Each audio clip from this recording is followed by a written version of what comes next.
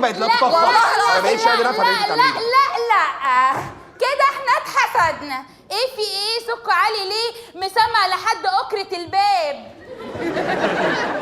ايه اللي حصل؟ معقولة برضو في اتنين يتخانقوا وهما بيحتفلوا بالثانوية بتاعتهم؟ ثانوية؟ anniversary. اقسم بالله الاتنين واحد، بس انا مش عارفة ازاي انتي ما ادركتيش ده بصراحة. يعني عندك حق. ايه اللي حصل يا علاء بيه؟ اسأليها.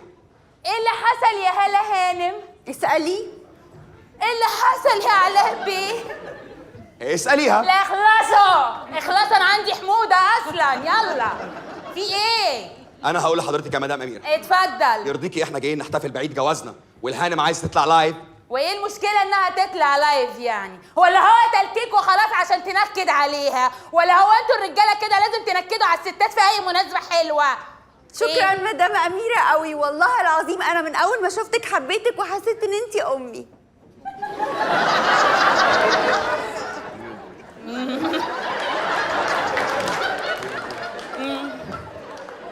ليه طيب ليه الإحراج ده؟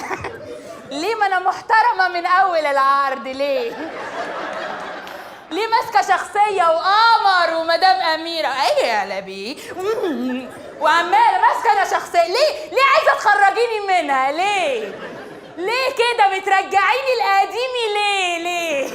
ليه؟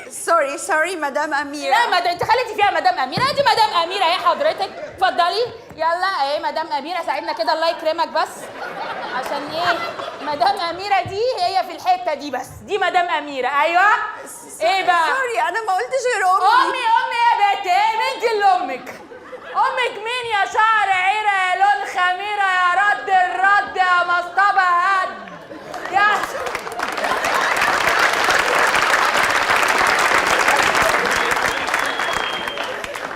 يا عصاية غالية تحت الكم مرمية وأحمد يا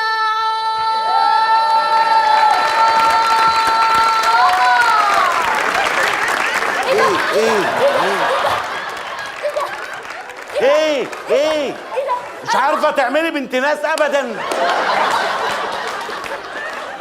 ايه ليه؟ ما انت بقالك 7 سنين بتعملي هتر. قلنا شخصيه جديده. احمد يا عمر